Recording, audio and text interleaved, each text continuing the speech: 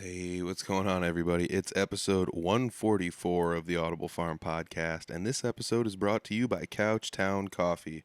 They've been with us for a long time, and I still drink Couchtown Coffee every morning. You can too. All you got to do is go to couchtowncoffee.com, find a coffee you like, make an order, and when you do, they'll give you 20% off. All you have to do is say Audible Farm sent you. You make your order. When you send them an email, something like that, just say, hey, I heard about you from Audible Farm. Boom, 20% off. It's that easy. And it really is that easy because he's going to do all the hard work for you. He's going to roast the coffee and ship it directly to your house. You just have to sit back and enjoy the coffee. So thank you very much, Couchtown. This episode, I'm sitting down with Kaleb Ferry. It's been a long time since I've sat down and talked with him on the podcast anyways. Believe it or not, the first time we ever met each other was on the podcast, and we became pretty good friends after that. He's one of those hardworking musicians that's out there, as you'll find out in the episode. He's in 4 different bands. You might even be able to say 5 bands, maybe even more at times, depending on what he's got going on. But he's got 4 decently hardworking bands taking a lot of dates this summer. So he's going to be a busy, busy person when it comes to be showtime this summer. We talk about the positives and negatives of doing that. Sometimes it's nice to have that many bands and to have that kind of artistic expression. But the downside is you might not be able to see all your buddies play this summer. So there's positives and negatives to playing that many shows, but mostly just positives. Why? Because as we talk about in this episode, Kaleb just loves to play music. We also get a little introspective in this episode as well. So we kind of talk about what we like or don't like about the music scene around us, and some of our preferences as far as musical stylings and things like that. So don't take any of this super to heart. We're all just kind of goofing around, hanging out. Kaleb's one of my favorite people in the music scene, and he was one of those people that when I first met him, I was like, I don't know, he's a good drummer. He's probably just gonna look down on me because he's such a good musician. But he taught me that he's one of the good guys. He's one of the good guys, and that's why I like him. So I hope you guys enjoy this episode as much as I enjoy sitting down talking to him. This is episode 144 with Kaleb Ferry. It's the Audible Farm Podcast with your host, Peter Stockdale.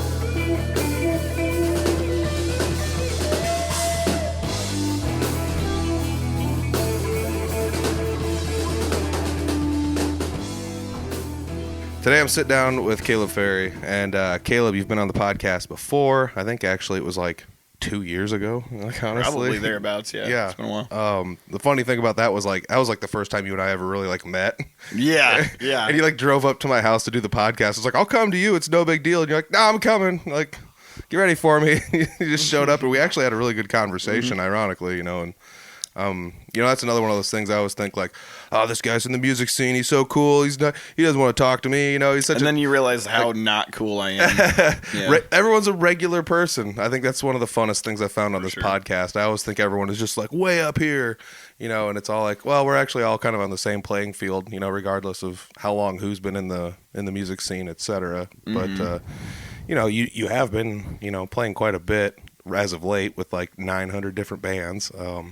Of course, you got the whole Brutal Republic thing going on. That's been your mainstay, I would say. For about 7 years. Yeah, throughout the years. Jeremy did post a picture of you guys together. I don't know how long ago the picture was, but you looked pretty young in the picture, and it was just oh, man. You have been in the band for a long time. Probably 50 pounds less and probably way less tattoos too. Well, 50 pounds less would have just been about a year ago, pre-COVID for almost all of us. That's true too. That's just the way it works. For anybody watching on video, we're just going to see if we can frame ourselves up and slim it out a little bit, But yeah, one of the reasons I wanted to bring you on here, actually, Brutal, you guys have been doing a lot of shows. You recently played Donkey Days, if I'm not mistaken, in Renwick. How was that show for you? It was good, man. We got to play with Riddled with Class, which those guys are pretty much the coolest. Yeah. They play a lot of those songs that if you were into the punk or pop punk or alternative stuff when you were a teenager, they knock that stuff out of the park. Yeah, they nail it so hard. It's awesome. Yeah, I like to say if you're 25 to 45, they play songs that you grew up listening to. Yeah, definitely. Anywhere in there, which is everyone that goes to bars now. So. Yeah, 100%. Yeah, so if you're at a street dance or you go to a bar or something, you're in their market. So, Yeah. yeah, Yeah, for sure. If you sit there for an hour, you're gonna hear about 4 or 5 songs that you're just like, oh, this is my jam, you know. Yeah. I mean, Yep. from pop punk to Rage Against the Machine to your like 90s alt rock type stuff and everything in Yeah, between. exactly. So, yeah, they hold no quarter, and this last year they've been switching up their set list a little bit compared to what they usually do. So it's kind of fun to go see them and be like, oh, this is a new song or whatever. And I mean, they were like one of the first bands I remember seeing a lot of because, well, Nick's from Humboldt, and they would book a lot of gigs there before I would get out of town and watch a lot of shows. So, he was one of my first people. As a matter of fact, he was one of the first people I was just like, if you talk to this person, he put me in contact with a lot of you guys in the Fort Dodge area that I wasn't too familiar with. So, hats off to Nick for that. I was gonna say, like, you pretty much can't find a nicer dude than that. It's true. No joke. Like, Nick Earhart is probably like the truest sense of someone who's just like, he's like very like selfless and just like loves the music. Like, he is in it like because he truly loves this shit. Yeah. Like, 100%. Like, it's like there's no other reason for him. He's just like, he loves it so much. 100%. And it's just like, and it shows because like all the other musicians that come around, he treats them like, like garbage. No, I'm just kidding. no, he like treats them really nice. He just treats everybody so well. Like, he's just an incredibly nice guy. A fine example of everyone's on an even playing field with that guy. Just because he's been playing for 10 plus years doesn't mean that he thinks he's like cooler or better than anyone else. 100%. Like, that guy, like, I mean, he and I kind of always joke around, like, whenever we see each other and stuff, and like, he's always like, oh, I'm like the worst member in my band. And I was like, preach, bro. Like, like I think I have you beat, like, for like, Yeah. Oh well. Yeah. Actually, yeah. With the whole brutal thing, you're playing with some madmen, and don't sell yourself short though either. I mean, as far as drummers around the area, you're top tier. So, I think I'm reliable. oh, that's better. Like, let's put it this way: I can play Like, an AC/DC if I'm beat. being honest. I can play an AC/DC beat. That's what I always tell people. Like, if you want anything else than that, you want me to play a fill? No, like, it ain't gonna happen. Yeah. So I've back in the punk rock days and stuff like that, I used to do a lot of like fast. Just everything was fast. Fast fills, fast everything. Fast. Yep. And I completely got away from that. Yeah. And I just started like really working on like playing in the pocket. Yeah. Like, because I started to realize like songs sound so much better when you aren't playing to be flashy and you're playing to like make a song sound good. That is very true too. Like, that's the biggest thing in my head all the time is I'm just like, this isn't a show for me. This is a show for the band. Like, it's like focus on playing the songs well and not doing more than you have to. That's true. And it makes a hell of a difference because, I mean, obviously it's gotten me into 4 bands at the moment. Yeah. So it's like,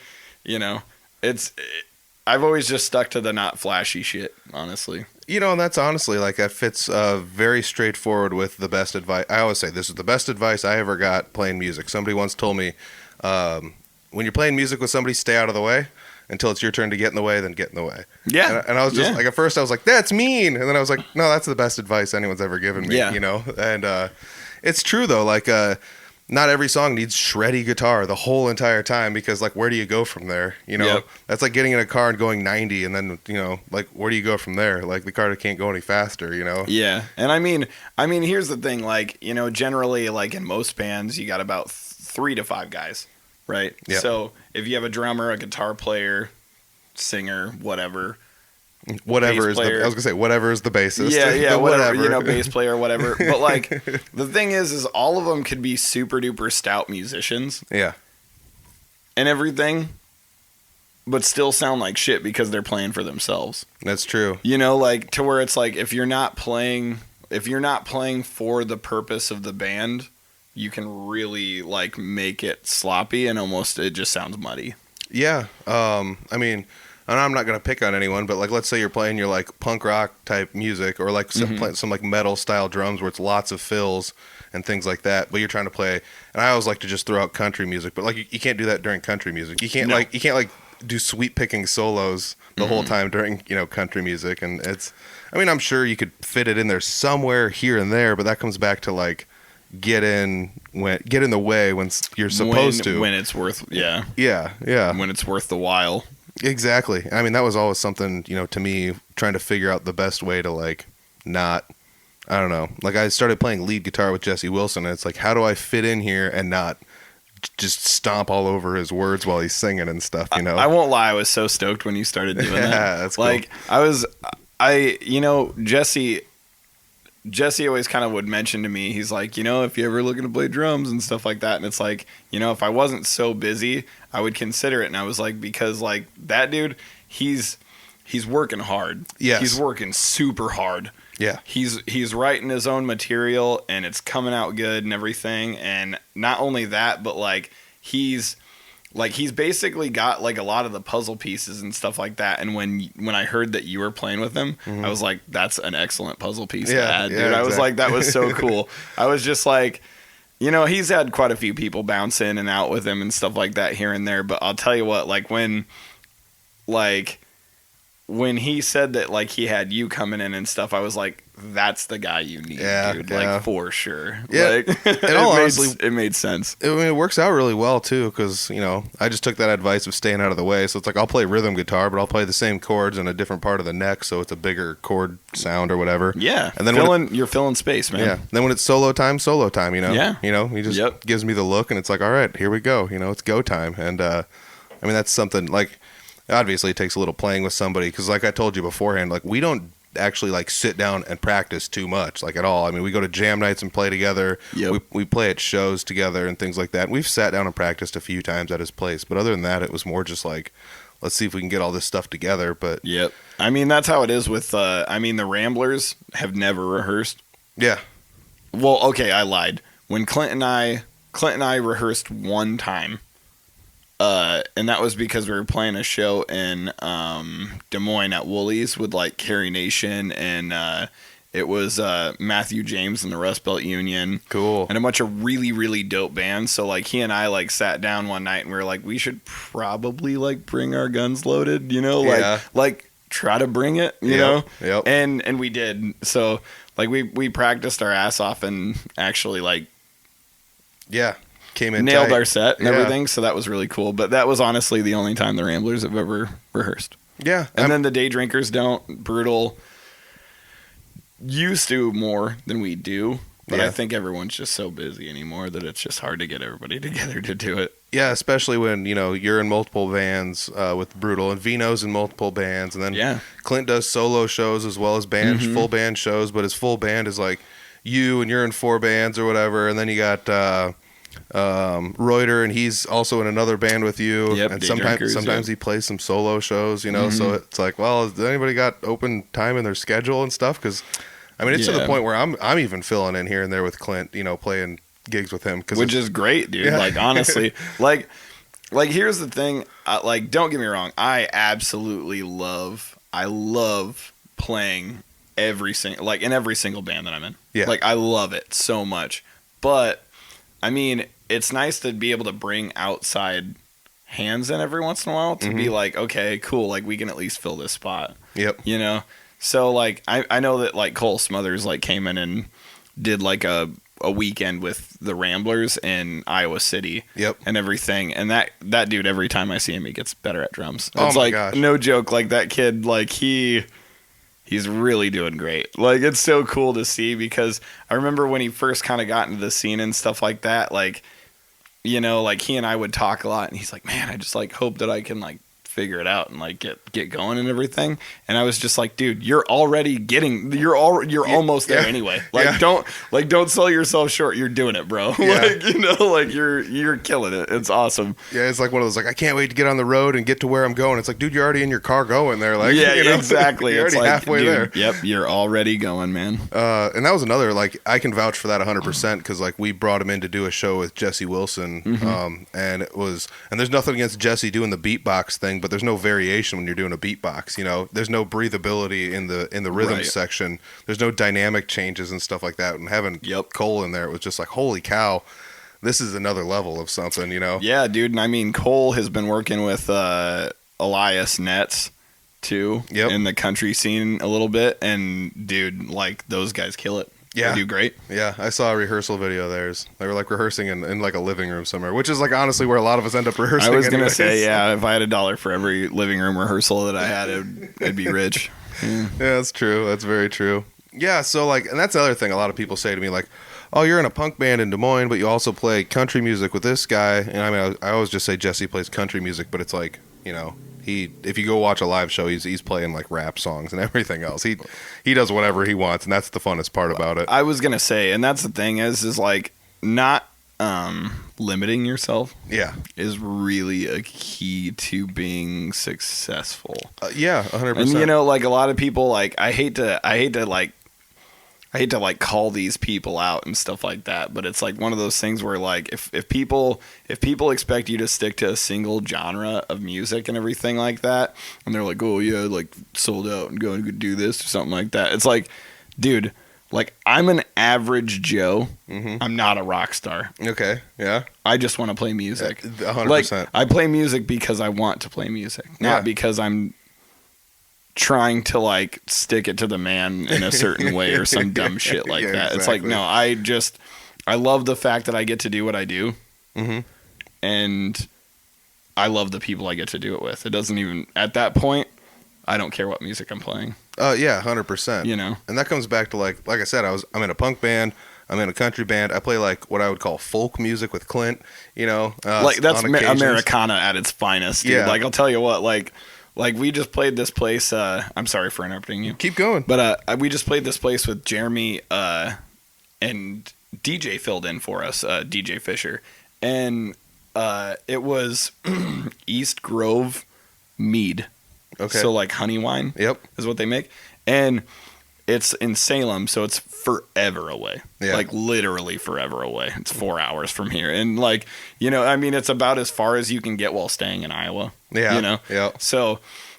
We played there on Saturday, and dude, tell you what, I was like, Clint called me today, and I was like, bro, tear this place down. Like, go there and play there, and I shit you not, they're gonna adore you. Like, I was like, they'll literally fall in love with you there. I guarantee it. Mm-hmm. And it was just everything there was like totally Clint's cup of tea. Yeah. Like, and I was just like, bro, we had like, I was like, I don't care if you take the whole band, whatever. Just like, you got to check this place out. It's awesome. Yeah. Clint's got that ability to fit in wherever he goes, and not in a chameleon sense where it's like, oh, I dressed up and acted the way they wanted me to. He acts exactly the same way, and like, it doesn't matter where he goes, he fits in, which is pretty fun. You know, it's he's charming. Yeah. Oh, 100%. He really is. Like, I mean, it's kind of one of those things where I think almost anybody can sit down and talk with Clint. He's just one of those. He definitely wears his heart on his sleeve, and he's just a genuine dude across the board. And like, he doesn't care what side of himself he shows you. Yeah, it just is what it is. You take it or leave it. Yeah, 100%. I love it. Yeah, I mean, we're gonna go back to this one more time. So like, I play in like a bunch of different bands. I was in a metal band for a while. You know, I had put together a blues band for a little while and things like that. And people, like, when I tell them that stuff, they're like, man, you're in every genre. And it's like, I just like to play, you know. It's not like I'm the best blues guitarist or the best metal guitarist or anything like that. I just like to play, you know. So, like, I like to try out, you know, I'll see what these guys have to offer. I'll see what that person has to offer. I'll, you know, just fit in where I fit in and try different things. And you're pretty much no different, you know. Like I said, you play with Clint, and that's, you know, the folk Americana scene. Mm-hmm. You're with Brutal Republic, which is everything from like what I would call like damn near like jazz music all the way to like heavy hard rock. Yeah. I mean, you guys cover a wide range of stuff too. You got Cory Waller and the Wicked Things that you're playing with now, and that's mostly just like a country-ish style band. Yeah, I mean, it's like it's pretty close to like I would say like country rock and roll almost. Yeah, though, too. Like it's like. We don't really play any songs like that aren't kind of like, I don't know, still a little edgy in a way. Yeah. In a sense, you know? Yeah. I mean, I guess I would put Jake Clyde kind of in that area too, you know, because they were like that when they were playing. And this is kind of like a derivative of that, you know? So otherwise you were in the Ashberries, they played punk music, and yeah, like kind of punk music, alternative sort of stuff almost in a way. And then you got I would call it like a singer-songwriter type deal with the Day Drinkers, because you play, you do cover tunes there too, but Jordan writes his own material too as well. Like so. Jordan kind of dips into that like 90s style music too, which is like a guilty pleasure of mine. I really enjoy that stuff. It's a lot of fun. There's some 90s music I really enjoy, but some of it I also I don't know, I don't enjoy, but also like I've found that if you're the one playing the music, you find a way to like it anyways. So like there's so much music that like I'm not a country fan at all, but playing country music with Jesse's been like, oh, this song's awesome. That song's awesome, Yeah. I find myself really grow to love that stuff. And I find myself listening to like Should Have Been a Cowboy. I'm like, I wonder what the music video for this is like. I'm just like, oh, this music video is hilarious, but it's also like awesome. And if nobody's seen it, look at it. Like Toby Keith has a mullet and he looks like he's like 20 years old. For sure. It's freaking hilarious. Yep. Especially compared to what he looks like now. But don't put a boot in my ass, Toby Keith, please. But yeah, I'm sure that translates back to like you just like playing music, and that's why you're in all these different bands. But like, how do you find yourself traversing the different bands? I guess that might be something. Like, how do you bridge the gap between all the different styles? Do you change your style that much when you go from one to the next, or? Like I said, I mean, for the most part, like I just try to play to the songs, like. Regardless of what it is and stuff like that. I mean, obviously, with Brutal, like, you bring more intensity and stuff like that. You just have to. Like, it demands it. Yeah. And, like, Jeremy kind of says this about it, too. Like, it's it's almost like a Killer Instinct sort of thing. Like, when you're on stage and stuff like that and you're playing, like, the harder tunes, you almost have to just, like, have that, like animosity almost, because otherwise it doesn't seem genuine, like when you're playing that like hard stuff and everything. I love that stuff so much. Like Jeremy writes some of the dopest metal tunes on the planet. Like I love that stuff. Oh yeah. Like but yeah. And I mean, what's funny though is like I'm sitting here and I'm in all these bands and I've been with Brutal for like 7 years, and I kind of mentioned this to Jeremy the other day, and this like holds true. Like, the more I think about it, the more I'm just like, wow, yeah. Like, literally, I would not be in the shoes I'm in without Jeremy Ober. I think a lot of people could probably honestly say that. Like, I'm not even joking you. Like, that dude, he's a very selfless dude. He, like, brings everybody up.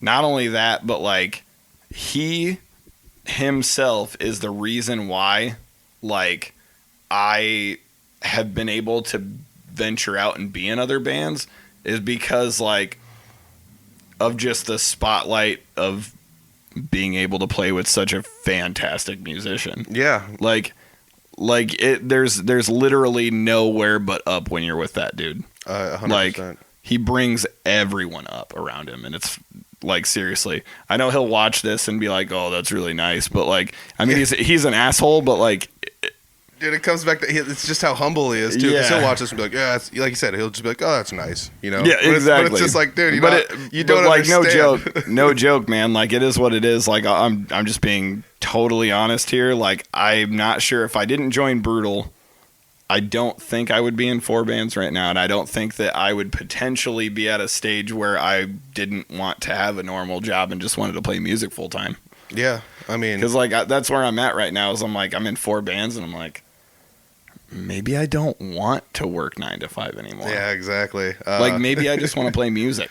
I'm feeling that. I feel that too. Playing with Jesse and his schedule's pretty full. And like this last weekend, I was like, "Well, how'd your show go today, Clint?" He's like, "Oh, it's good. I got another one. You want to play?" And it's just like, "Yeah, sure." And like I'm just picking up. I'm starting to pick up gigs left and right. I've already played.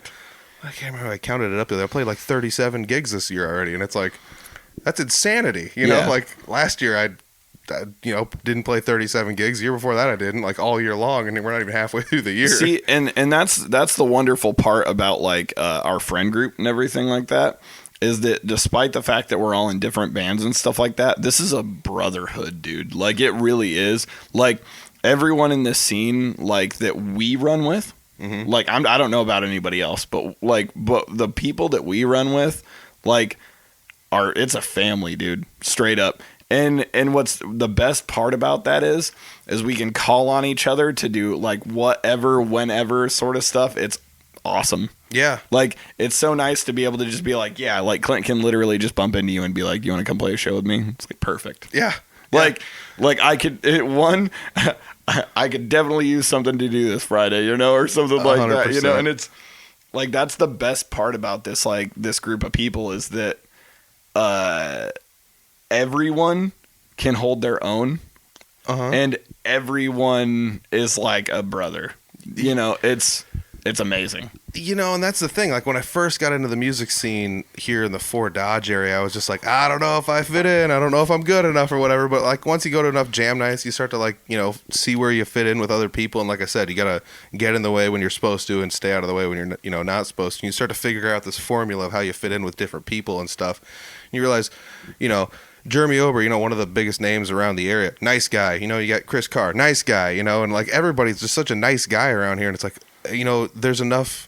Something I was talking with Jesse about the other day was like, nobody up here is selfish. Like, there's enough, the pie is big enough we can cut a slice for everyone here. And it's not like, this is my place where I play, and I'm not telling you how to get a booking here. Everyone's trying to push other people in the door at other places. I honestly think that musicianship and being a good musician is just as much character as it is ability to play. Yeah. If not more. Yeah. Because I'll be honest with you, like, if I meet someone who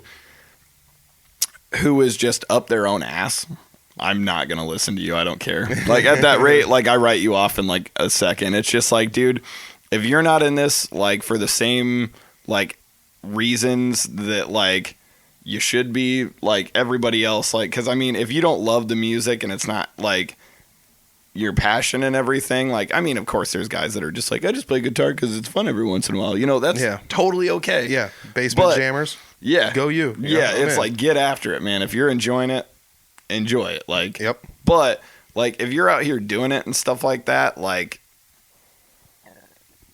it's just, like, there's no reason to, like, not bring everybody else up with you. Yeah. I mean, not be a dick.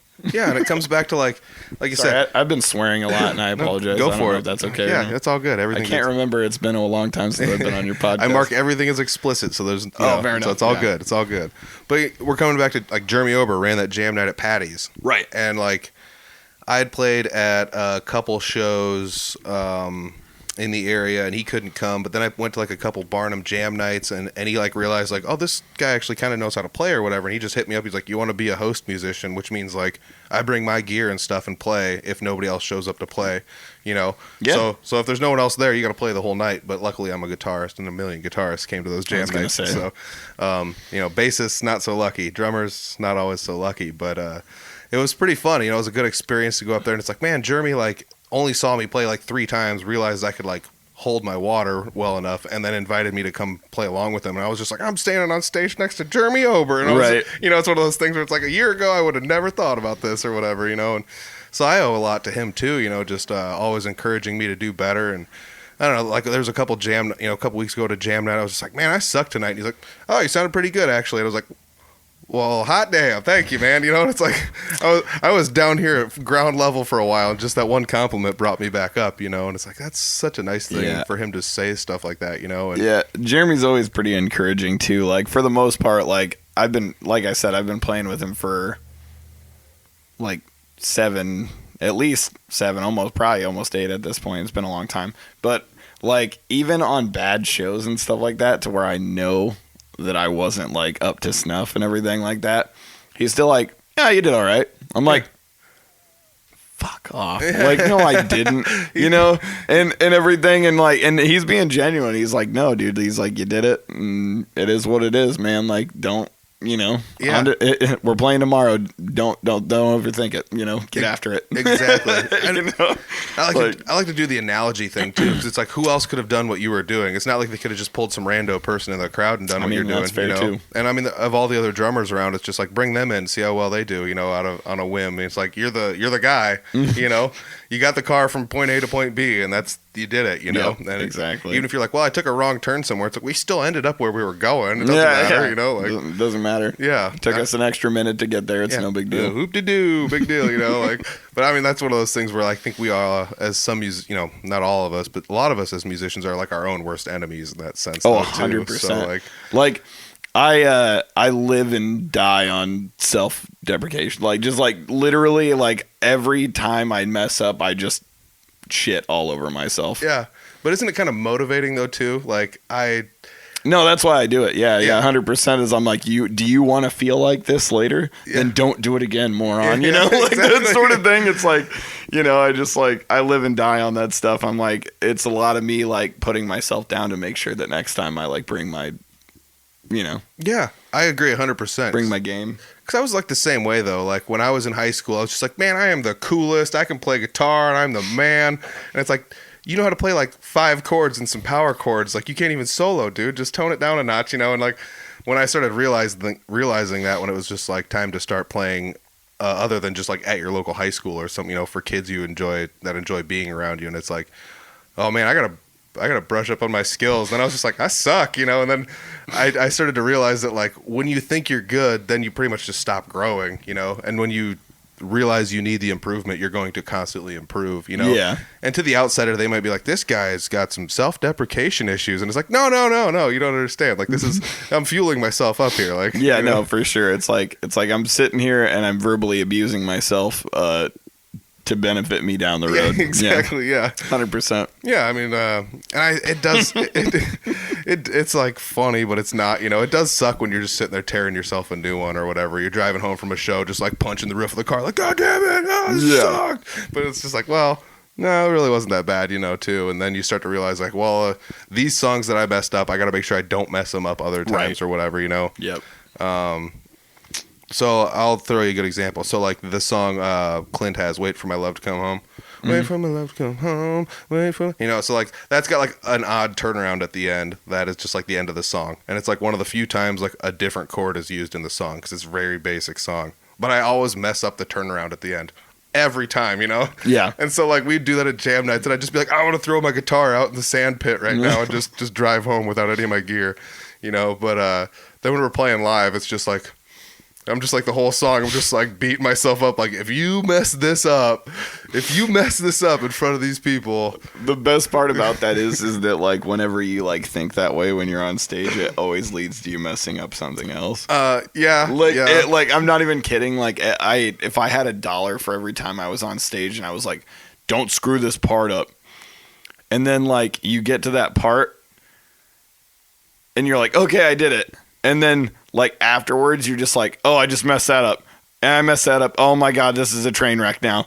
So, like, a lot of times you focus so heavily on, like, a single part, and it screws up, like, another part. So, a lot of times, like, I always, like, when people are like, what are you thinking about when you're up there?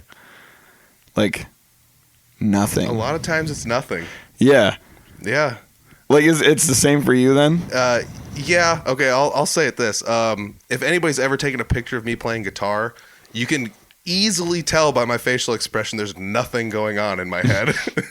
I have this like drooling, like Homer Simpson, like face when I'm playing guitar. It's That's horrible. $1 million question. What's Peter thinking about? Donuts.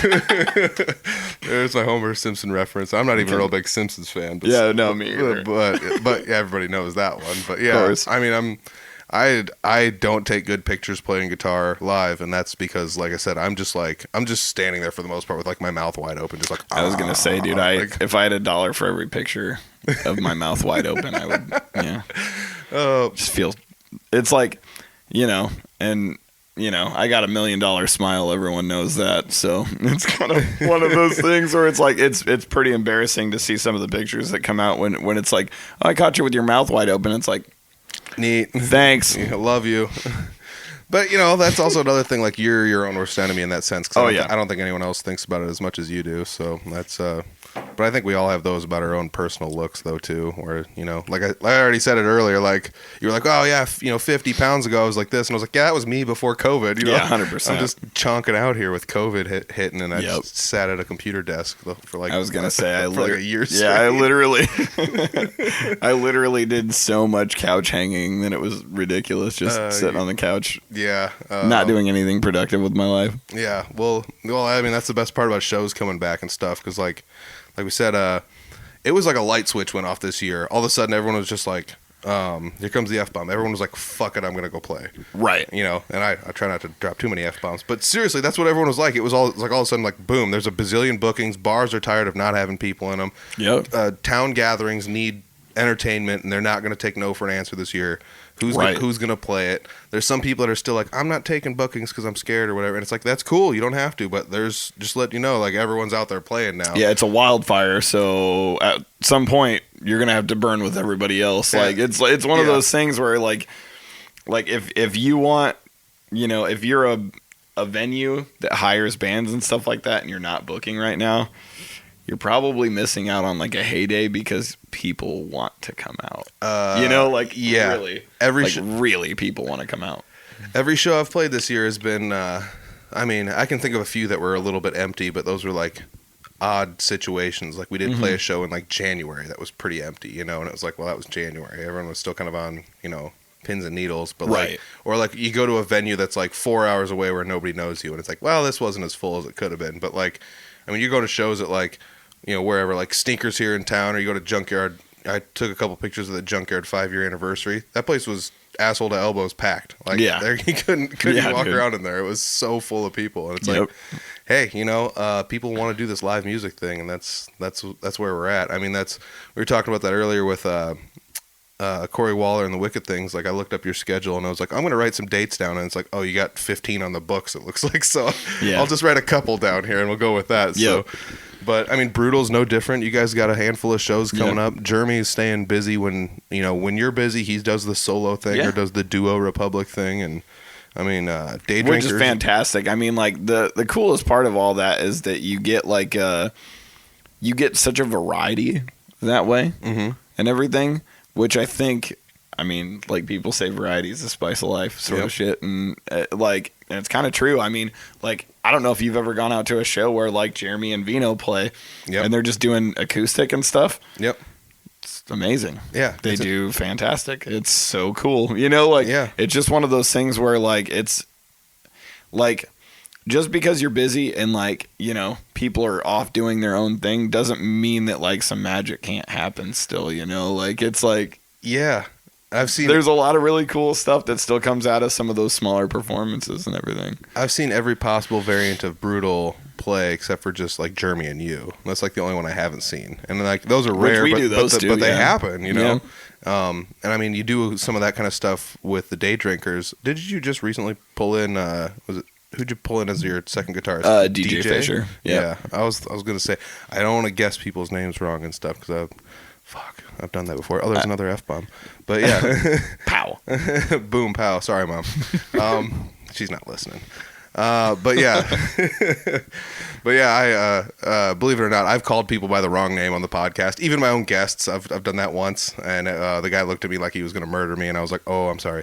But it's, you know, it happens. So yeah, DJ, you oughtn't take yourself so seriously. You know, well, this is real business here. I wrote all my notes down on a quarter of a paper towel. Look out. Yeah. You know? I mean, if you called me Clint, I would just be like, you know, like it's like wouldn't even care. Wouldn't even bother me. But yeah, I mean, like you're freaking busy already this summer. Yeah. If we want to just bring up a couple of the dates here, I mean, how much time we got in here? About a half an hour. Oh, nice. We're cruising right along. One of the big shows I was coming down to talk to you about, at least to plug a little bit, was the Reforge Initiative, which is still a little over a month away. But that's July 30th, and that's something that Jeremy had started with scholarships for kids either going to play music or art or things in those kind of genres. And this is like the fundraising concert for that. So you're going to be doing that show, like I said, July 30th. How many years has he been doing that? Do you know off the top of your head? Is this like the third or fourth year? I think this is the third year that we're giving out scholarships. I think the first year we gave out two. And then like, I think it's been four. I'm going to say last 4. last year I went and they gave out 4, if I'm not mistaken. Yeah, we did 4. Yep.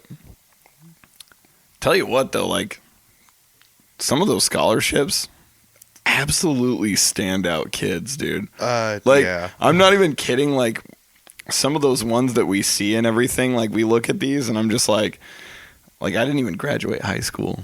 So it's like I look at some of these scholarships and I'm just like, these kids are astronauts. Like, and some of them are, you know, and some of them are like, I want to go to school for music, and I'm like, you're way too smart for this. Don't do it. You know, like go fix people's like bodies or something. Don't, you know, go work for NASA. Don't play guitar in a bar like a lot of my friends. Not that there's anything wrong with that. But. Or I don't know, I've always thought something like that too. Like some of my friends that only play music seem to be some of the happiest people. But also I know some people that are just like, if you're gonna go play, you know, music in a bar, have a fail safe, you know. So like, there's two ways to do it, but also like some of the best musicians, this is like the only thing they do. So if you're gonna split your time between two things, you're only gonna get half good at both things. You know, and the thing is I think all of us are in this game because we're music lovers and stuff like that. Obviously, like you didn't start playing music just because it like seemed like something, you know, random and you're just picking it out of a, you know, hat or some shit. No, like it's like, you know, like all of us love music and everything so much, but like what I've found is that I don't even care about famous people's music for the most part. Like, I'm not even gonna lie to you, like famous musicians' music and everything is like, of course there's some songs that I pick out and I'm like, oh, these are really great, but I find myself you know, like when you listen to a song and you just get like a feeling that you don't get from anything else. Mm-hmm. Those are always my friends' songs, like 100% of the time. Oh yeah, like those songs, like they mean so much more, you know. Yeah, I mean, I found myself doing that too, where it's like I started playing music and it's like, what kind of song should I play? And I start like delving into like really niche, really like non-popular musicians and things like that, or like, and it's like, why do I like this so much or whatever? Like when I was playing in my punk band, I'm like, dude, this is like one of the coolest bands I've seen in a long time. And they're from Ottumwa. And then like they probably should have been on tour, but they weren't, you know, or at least in my opinion, you know. But right. but people are just like, no, if you want to listen to pop punk that has a ska flavor, you got to go listen to Less Than Jake, and that's it. You know, maybe some Real Big Fish, but you know, don't go any farther or any of that. You know, it's like, no, you don't understand. There's some pretty cool music out there, you know, and like you said, it's a lot of it's like your friends or people you've played music with or like shared a stage with here and there. And that's nothing against famous people either, or people that are like trying to make it either, because there are some of those people out there trying to do that. But like at the same rate, like I feel like once you start making it too much of a business, you start to lose some of the passion or the drive. Definitely. I guess if I had to like break it down into my own sense, like when I first started playing guitar, I was just like, I got long hair and big muscles, I'm going to play guitar and get all the chicks. And I already told you how well that worked out. Seems accurate, man. I was just like, I'm so cool, I'm so good. And I was like the worst guitar player, like in the state of Iowa, probably. You know, I was just horrible. I probably wasn't that bad. That's the case, but I was not good. I mean, if you compared me then to me now, drop in the bucket, you know. And then I just quit playing guitar for a while. And then eventually I was just kind of like, I want to start learning how to play the guitar because I actually like want to learn how to play the guitar. And that's when like my talent started actually like increasing, as opposed to just being like, I'm playing power chords, look how cool I am. You know, we could drop D and just, bro, look how heavy that is. It sounds so heavy. Chug, chug, you know, like, you know, I was pretty much a meme, you know, like a living meme like beforehand. And now it's just like, I like playing music, you know. I'm like Garth on, you know, Wayne's World. I like to play, you know. Yeah. I like tink, you know. You know, and like, I think that there's like a lot of like tests, like as a musician and everything to get to like where you are and stuff like that. And everyone is just like, you know, happens at a random time and everything like that. Yeah. But like, so just recently, was playing with the Wicked Things. The band got hired to back up this artist from Georgia. Mm-hmm. Her name is Courtney Dickinson. Mm-hmm. And she's like a country artist and stuff like that. Well, she had come to Iowa at one point for like, I don't know exactly like what she was here for, but she like hit up Ronley. Well, because Ronley's awesome. Mm-hmm. So, and then, you know, like we ended up getting hired to play for her and everything. And I've never understood music all that well, to be completely honest with you. Like the verse chorus thing, like the intro, you know, like parts of songs never really made a lot of sense to me. I always played to feeling. Mm-hmm. So like, I just felt how changes would happen and stuff like that and how it fluctuated in the music. And, so when I joined the Wicked things and stuff, and they started sending me set lists and stuff like learn these songs, And when a band sends you 3 hours plus of music, and then you're just like, well, there's no feeling this out, so you gotta learn this shit for real. Yep. So like I would sit down and I would write notes to all this stuff and everything, and I'd be like, okay, this, I mean, of course, if you saw my notes, like you'd be like, you're a moron, like my notes are really stupid, but they work for me. But like, so like literally we learned, we did one rehearsal with this chick, just one. Mm-hmm. I learned her set, and it was like probably 2.5 hours, maybe close to 3. I learned it in 48 hours. Oh, wow. And it's not because of anybody sending me this stuff too late. Mm-hmm. It was literally me just procrastinating and not doing it. Yeah.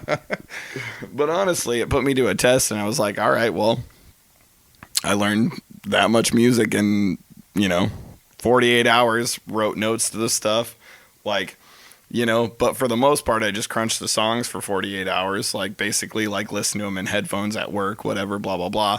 And went out and played them, and it was fine. Yeah. I just look at the notes anytime I needed a quick look, but other than that, and it's weird little stuff like that, you kind of you test yourself and stuff like that. And then you're like, maybe I don't totally suck. Yeah. Exactly. There's points where you have to kind of, actually pat yourself on the back and be like, okay, you didn't fuck that up. That's cool. Yeah. Man. Yeah, exactly. Sorry, another F-bomb. There it is. Well, at least you dropped this one. But yeah, I totally get you though. I get you on all fronts. When I joined the metal band, they sent me guitar profiles, which are here's the notation for all the songs. So you can't just fart your way through these intricate metal songs, Yeah. especially when you're playing a lot of single notes, and it's not just oh, this is all just power chords 1, 2, 3, 4. It's a lot of goofy stuff going on. Yeah. You're all over the neck and stuff. And I was like, all right, I'll learn this stuff. And then I showed up to the first rehearsal, and they're like, what songs do you know? I'm like, all the ones you sent me. And they're like, you know them all? I'm like, yeah, was I supposed to just learn 2 of them and show up? I don't know.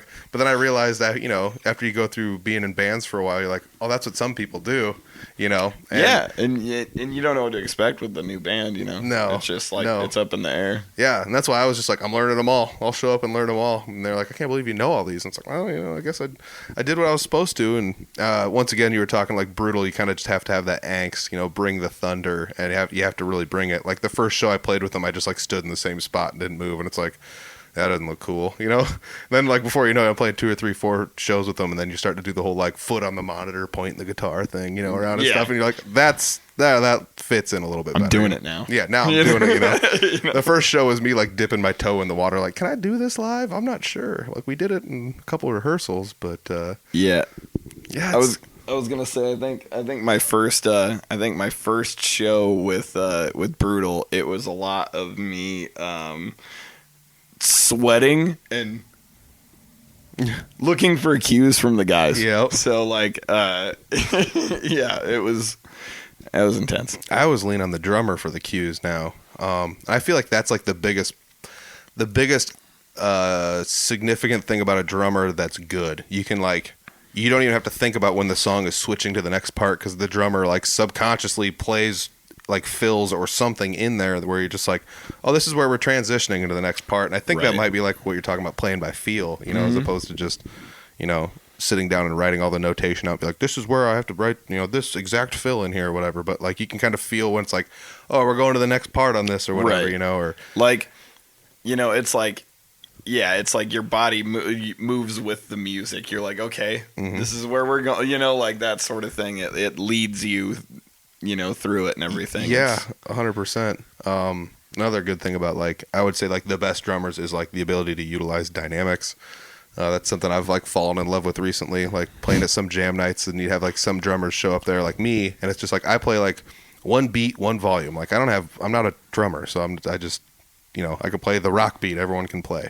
But you get people one time Scott Kirkhart was up there, and he grew up playing the drums. So he starts playing, and then he just leans up in front. He's just everybody bring it down a little bit. And it was just what? Like Scott's like he's leading from the back like a dog musher, you know, and it's just like, sweet, we're gonna go down in the dynamic here. It's like we're gonna do this, and I'm like, oh, I never get to roll my volume back with some of these people. This is really cool, and you roll the volume back and you start to play a little bit more softer stuff, and it's like, this is really neat, you know. It is fun to do that stuff. Ah, God, yeah, it is fun when a band kind of falls in together like that. So, let me ask you this about like Cory Waller and the Wicked Things. Is that the case there, or was there a lot of like really hard practicing you guys had to do to kind of start to fit in with one another? I mean, you know, because not all you guys, like you guys all hadn't played together, you know. I mean, yeah, some, the only some person, of you have. Well, I mean, I guess like I'd played with Ronley in Brutal because at one point we kind of tried to have Ronley be in Brutal, which was super cool. Yeah. Like, it was gosh, awesome. he's awesome. Yeah, like listening to like Jeremy and Ronley like battle back and forth with solos was probably the dumbest thing like I've ever seen. Like, dude, as much of a pedestal as we put Ober on, Ober puts Ronley on the same pedestal. No, 100%. He thinks, you know, he always says that. He's like, people all think I'm good, but I think Ronley's good. Yeah. You know, so. Yeah, for sure. For anybody listening that's never heard Ronley, there you go. Do it. Yeah, like I did a podcast with Ronley, and he was another one that just like came over to my place, didn't know me from Adam or Eve, and he's like, well, let's jam a little bit before the podcast. And I was like, well, here's a guitar for you. And he starts playing some stuff, and I'm just sitting there like, we're not going to jam, dude. I'm just going to sit here and watch you, and then we're going to do a podcast. How's that sound? You know, because he's that good, you know? So, but I did actually get to play with Ronley a couple times, and yeah, he's good. Yeah, like he called me about this about a year ago, and he was like, hey man, you know, so we're doing something. I'm like, you should. I want you to come play drums. I'm like, why? And you know, like I'm like, are you sure? Like you can't find somebody better or whatever, you know? Like, and he's like, shut up. I'm gonna call you. It's like, okay. So like down the line, you know, a while later he starts hitting me up a little bit here and there, and he's like, you know, it's still kind of making this thing get in the works and stuff. It's like, okay. And then out of nowhere, he just sends me like a list of dates. And I was like, yeah, I have all those free. He's like, okay, cool. So I'm going to start sending you set lists. And I'm like, you know, and it's kind of one of those things that Ronley's such like he's a great guy. Super, super great dude. Super talented. So like when he asks you to do something, you just kind of like, all right, I guess I'll do it. You know? Yeah, exactly. you're like, well, I guess I'll get after this. Yeah. You know, but yeah, and I mean, yeah. So like I'd played with Ronley. Emily, I've had a little bit of experience with because like when the Ramblers would play every once in a while, like if we played like a show where like certain band members couldn't be there or something, we would kind of like, you know, like sprinkle Emily in here and there every once in a while, and it was pretty cool. Yep. Like hell of a talent and everything like that. So that was neat. So I'd actually had a little bit of experience with her, playing with her here and there. And then Cory and Etheridge, the other two, I actually used to play shows with back when we were teenagers. Oh, nice. So, like, Cory and Etheridge were in a band called Leslie. And they, I mean, for a lack of better, like, labeling, they were kind of like this, like, slightly emo pop punk band kind of thing. But they were always really good. And we would, you know, book them like on bills with us all the time. And they would do the same with us. And so like I had that experience with them and everything. But yeah, like honestly, like falling in with those guys was way easier than I thought it was going to be. That's cool. Which was very, very cool. Like I didn't know what to expect and everything, but it was super, super easy to fall in with them and like want to do it. Yeah. You know? Is that everybody in the band? Trying to think. Emily, Cory, Etheridge, and Ronley, and then me. Yeah. Five people. All right, 5. It's a 5-piece. Yeah, I've only met Emily a couple times, and I've only met Etheridge a couple times as well. Those are two actually like really cool people that if you ever get the moment to like call them out for a podcast or something, I've been trying to convince, probably be pretty neat. been trying to convince Emily. She's shy. Yes, she is. But she's also like, I didn't realize how easy to talk to she was though, because I like talked to her at a jam night. I was just like, yeah, like I like this stuff you did, I like that stuff you did, and she's like, oh, you're a really good guitar player too, and I was like, no, we're not talking about that. Like, and she's just like, shut up and take the compliment. I'm like, okay, this gal's funny. So, but yeah, me and Etheridge have talked a little bit, as I've talked to a lot of the Nets family, a little bit here and there, trying to get one of them on the podcast. I always like put it off, or we try to make a date and it doesn't happen, and then it's just like I don't want to say I forget about it, but it's just like, this needs to happen eventually, and then it all just gets mushed and pushed around on the sides. And, but it's also, my schedule's now like ludicrously busier than it ever was, so I'm trying to figure out how to balance all this, because I was just like, hey, you free like in the next 3 days to do a podcast? Like, so I get it, bro. Like, I mean, and that's the life, honestly. Like, that's kind of like the way my life has been. Yeah. Well, so especially being in like 4 bands. Yeah, and I mean,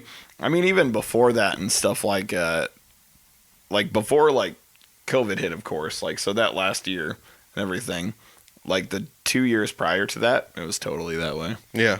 Yeah. Like, we'd get a phone call from a bar and just didn't matter how far it was away, we'd go play. Yeah. It is what it is. Yeah, know? Exactly. I mean, that was the old Operation Ivy lyric. If you got a garage or an amp, we'll play it anytime. I always thought that was such a fun lyric they had. Mm-hmm.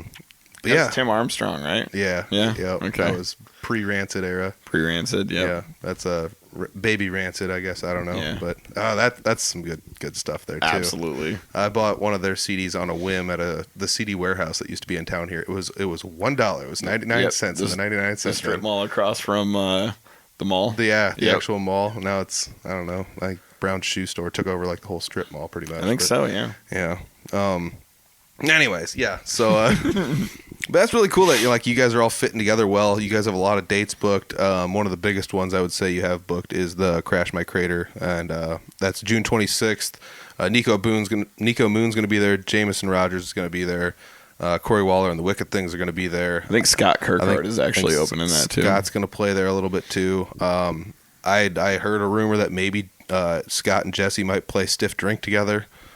So like maybe Jesse might hop up there for a tune. Man. Scott also told me to like put a guitar in my car just in case, and I was like, nope. Like, this is not my deal. This is your guys' deal. So we'll just let them do it. Maybe, I don't know, maybe I'll put one in there.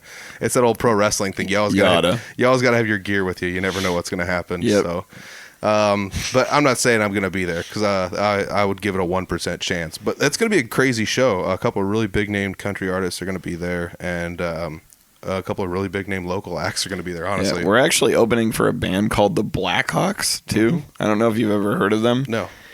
But apparently they've been like a country band for, forever and a day, I guess, at this point. But, like, they're a national act, too, and I guess we're opening for them, like, I don't know if it's like the Sac County Fair or something like that. Yeah, but I did see you guys were going to be on that date too. I only wrote down a couple of them. And I understand. My phone's being used. But, yep. But also, like, I did write down that you're playing all those Ragbri gigs too, and not just with Cory Waller. You got a couple with them. You got a couple with Brutal and Day Drinkers. Did you say you're going to play another one of those? Yep. So, yeah, you're pretty much just following Ragbri pretty much from one end of the state to the next. Yep, and, play Lamar's, play Sac City, play Fort Dodge, play Iowa Falls twice. Oh, dang. And then, yeah. Yeah, so, yeah, that's 4 of the towns pretty much they're stopping in. Yeah, that's going to be cool. Last time Ragbri came through town, it was pretty fun, I remember. I'm glad that they're doing it downtown, though.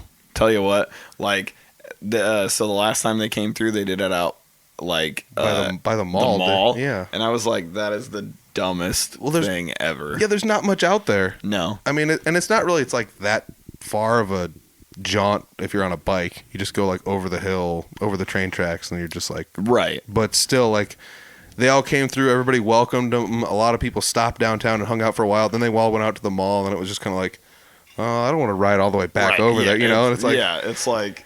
So I mean, to be fair, I guess if I rode 50 miles in a day, I wouldn't give a shit about riding like 3 more. I would be like, no, I'm not doing that. Yeah, yeah, exactly. I mean, you would think that you'd be like, well, I don't really care. It's just 3 more miles. But if, like you said, if I just rode 50 miles in the hot sun, I'd be like, no, I'm hanging out. I'm going to sit here and drink beer like a normal person. Yeah, exactly. Yeah, exactly. Exactly. Oh man, that's pretty cool too. Like the whole Ragbri thing. I know that Jesse had a date asked for Ragbri that somebody asked him to, and he was already booked somewhere else, and he tried to move some stuff around but couldn't. But I think he's gonna do something like off the beaten path of Ragbri on one of those days. So it's gonna be like on the journey of Ragbri in like a town where, you know, there's always those stragglers that are just like, we do Ragbri, but we don't stop in the actual towns everyone stops in. Right. We always go to the next town over or one adjacent. So I think he might have one of those booked, if I'm not mistaken. I'd have to double check. I was gonna say like a pretty serious number of people signed up to do Ragbri this year, like to ride it. Oh yeah, I think it was like, I mean, if I'm wrong, that it is what it is. But like I heard like a number, and it was like 82,000 people. Oh jeez. Can you imagine 82,000 people coming into Fort Dodge, or like It would Iowa literally Falls or like anything? it would really like triple the population. Oh yeah. Oh, easily. Yeah. Oh my gosh. Yeah, and I like I said, I was the last time they came through Fort Dodge, I was here helping a buddy out that had like a food cart and stuff like that, and it was like a blast. It was just so much fun to see everybody coming through, and they came through Humboldt once when I lived there. Still live there. When they came through Humboldt, but that was really cool too, watching everybody kind of come through. And that was when I still was like younger and partied a little bit. So I was like, sweet, we're gonna party with everybody that came through. It's gonna be a good time. This is gonna be a great time. So if you're a party animal and you like music, that's gonna be the place to be. Pretty much anywhere on Ragbri, I guess. Just like stop by and wave at Caleb. he'll be there. Oh, I'll be at one of the places at least. At least. Yeah, it's gonna be funny. Like, there's gonna be people listening to this going on Ragbri. They're just gonna be like driving through town. They're just gonna be like, Caleb, where's Caleb at? He's gonna be here. They said on Audible Farm, Caleb's gonna be here. I'll be at every town you are.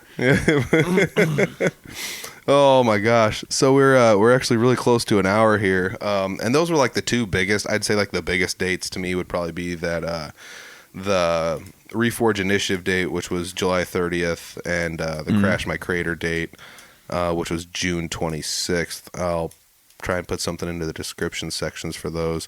Dude, the listing of follow Caleb and his bands underneath the description is going to be so huge in this episode. It's going to be massive. But, I mean, that's the benefit of being in a bunch of different bands, you know? Yeah. So, like, Scott Dahl, I love Scott Dahl. Mm-hmm. Have you met him? Yeah, I know Scott Dahl. Okay, I was going to say. I know Scott Dahl t-shirt. I was going to say, I do too in my closet right now. So, I absolutely adore that dude. Like, I won't lie. He's incredibly talented, super duper humble guy. Like, really doesn't toot his own horn. Like, you know, every once in a while he'll come out and he'll be like, "Oh, I can't play like you young guys," and stuff like that, which is a load of bullshit. He totally can. But anyway, so like he always kind of, you know, says that sort of stuff, and I'm like, dude, you're in the Iowa Rock and Roll Hall of Fame, bro. Yeah. And he's like, that was a fluke. I'm like, wow, you're full of shit. Dude. Yeah, because bands that need drummers just hire crappy drummers and then get inducted. That's how that works. Yeah, it makes total sense, right? But gosh, I forgot where I was going with this. Damn it. But, oh, no.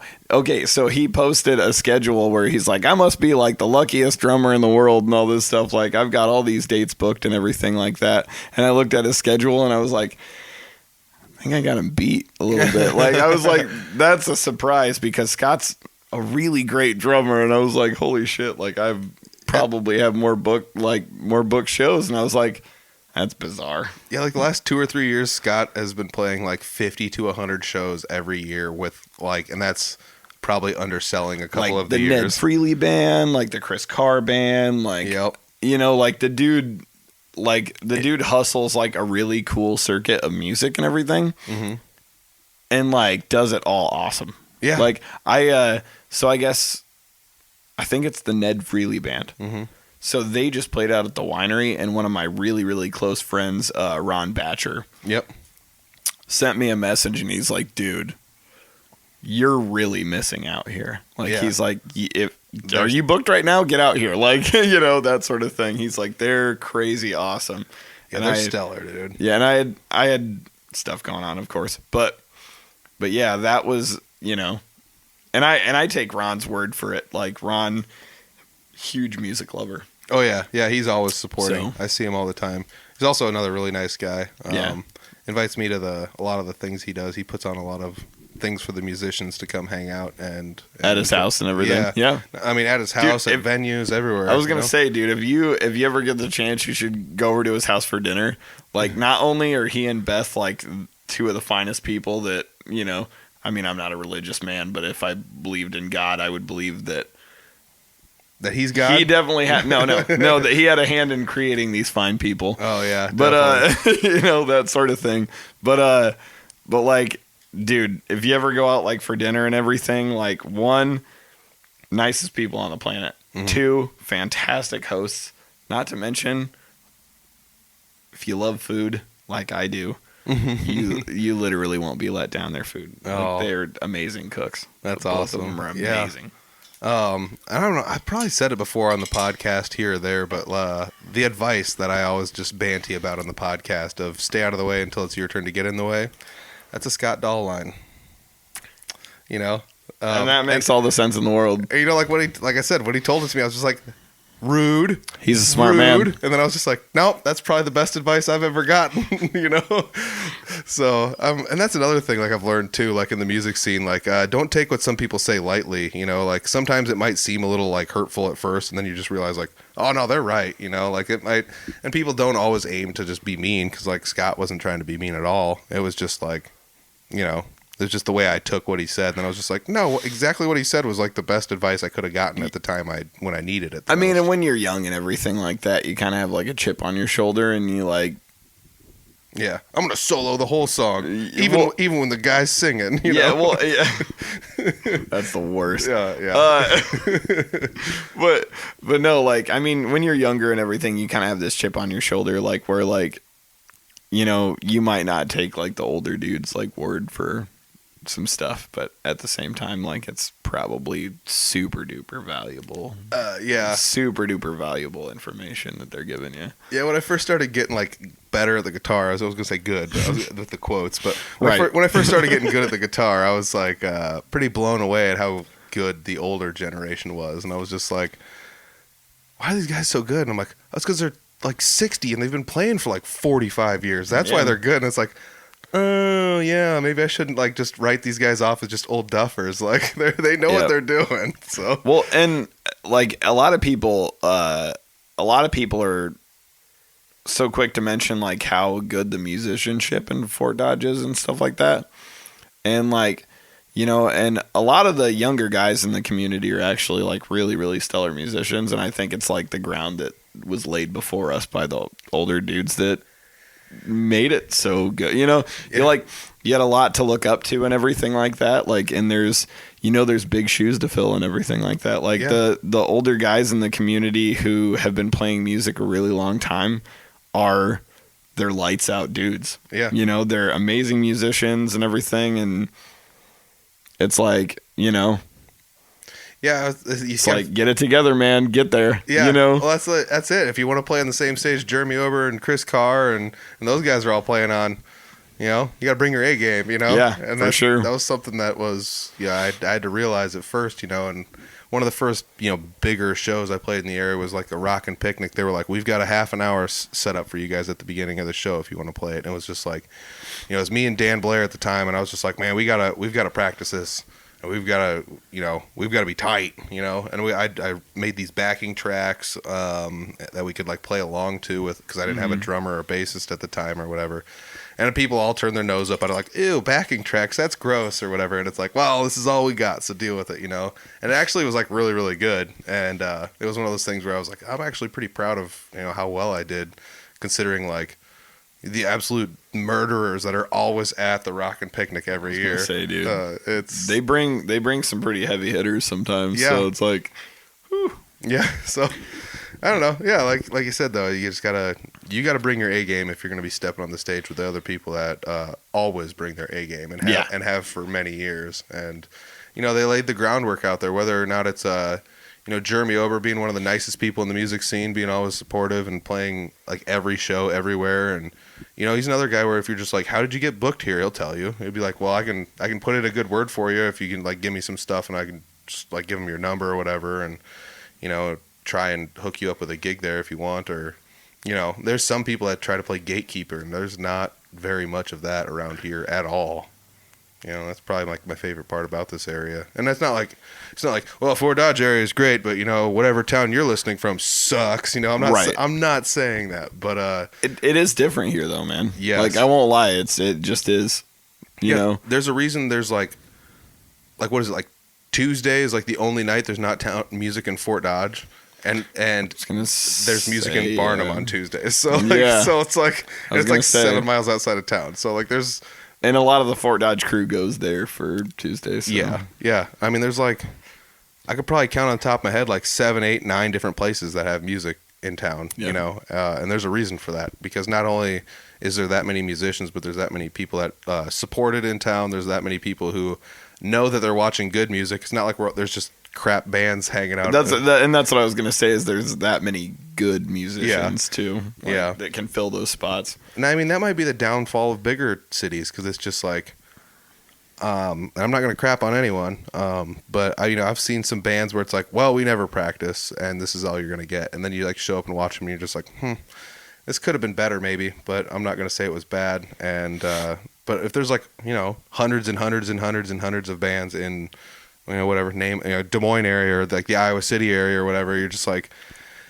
you kind of just got to like get in when they'll let you get in, and then you just kind of have to share the stage with whoever shows up, and some people practice and play more, and some people are tighter than others, and it just is what it is. Well, and I mean that was like the big downfall with Des Moines in general was just that like I think Des Moines is so saturated and everything with music and stuff like that, and there's so many people who do it there and whatnot, and a lot of the bars will just like let like I mean I'm gonna be foul right now, but we'll like literally let like any swinging dick like in their establishment and everything. Like it's pretty stupid, to where like they'll let anybody come in, and I know everyone needs their shot, don't get me wrong.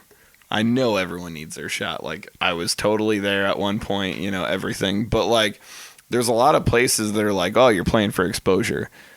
Exposure is literally them telling you they're not going to pay you. Yeah. That's exactly what exposure means in a lot of senses and stuff like that, to where people are like, oh, it's for exposure. Mm-hmm. Exposure is a lie. Like, like... I can vouch for that. I'll be honest. And it sucks. It sucks to say that and everything. And I don't mean to make this... Music isn't just about money or anything. Of course, it's nice to make money playing music and stuff like that. Yeah, it sure doesn't hurt. It doesn't hurt, especially if you're one of those career guys like Jeremy or Clint. Like, it's like this is your livelihood. This is your living and stuff like that. I'm not driving across the state for a hot dog and a handshake. 100%. Yeah, that's the thing is like in Des Moines and stuff like that. Like, we played this show at the Whole Avenue Tavern, which I love that place. It's amazing. Super cool. And we played with some just dynamite bands, like dynamite bands. And I was like, man, like, felt like really a part of something like there and everything. Like Brutal played that night and it was fantastic. We played with like Handlebar and like Super Chief. I don't know if Handlebar is still a band, but I think Super Chief, at least they were when I kind of first started clowning around down there. If they are still a band, go watch them. Super Chief, however, I'm pretty sure they're still a band. Lights out. Yeah. Super good. But, so at one point, like, Handlebar, we played with them, and, like, the bass player came up to me, and he's like, hey, man, like, would you ever consider, like, being in our band? And I was like, well, yeah, you guys rock. You guys are awesome, like, definitely.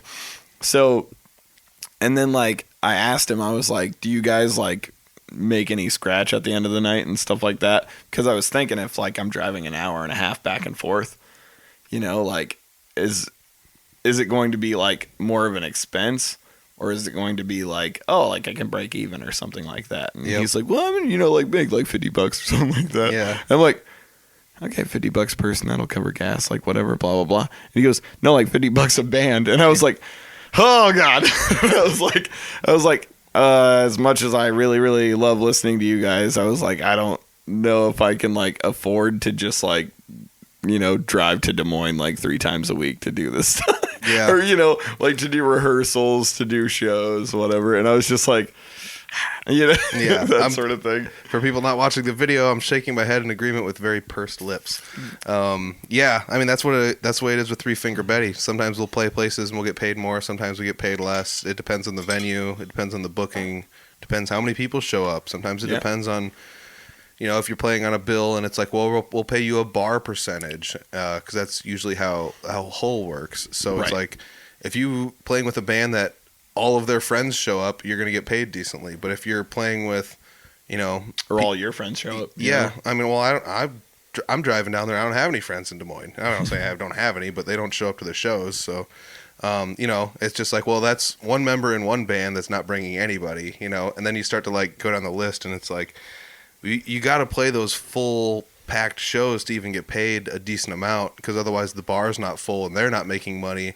And then you're pretty much just a band going in there stealing money from a bar at that rate, Right. So I understand where they're coming 100%. from. But it's also one of those things where it's tough when you can come up here and throw a dart at the map in Fort Dodge and go play a show there, and it's like the place is packed. They love the music. It doesn't matter. Like you almost can't do any wrong up here. And they're totally willing to like give you money at the end of the night to like for your time. And like the other thing is like it's not even just about like like, oh, I need money in my pocket or anything, but like every single musician I know puts like an ass load of money back into their music.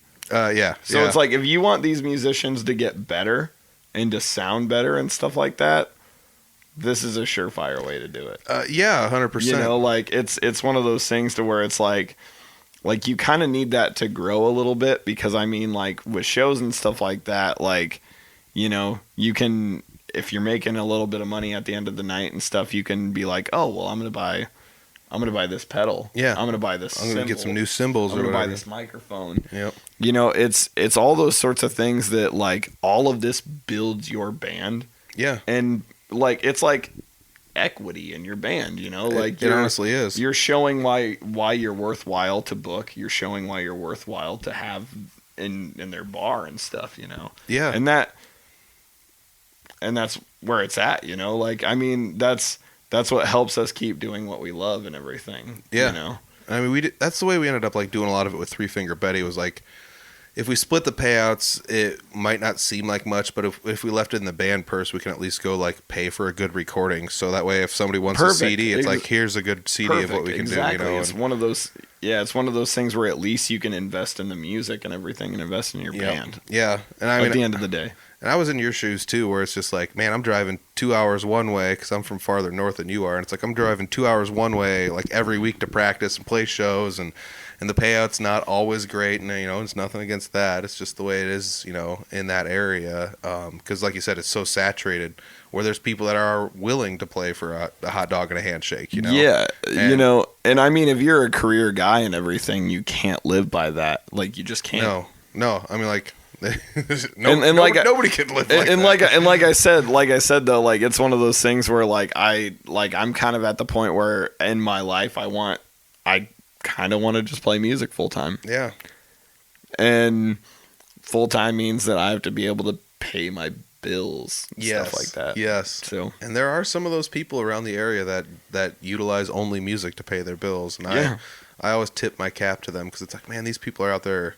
As the kids say, they're grinding, Right. But like COVID was a prime example that I don't think I'll ever do that. Like, I mean, I would probably just have like a part-time job. At the very least, it'd be like, all right, I'm paying my bills and everything, but music money's extra money, that sort of stuff. Yeah. But yeah.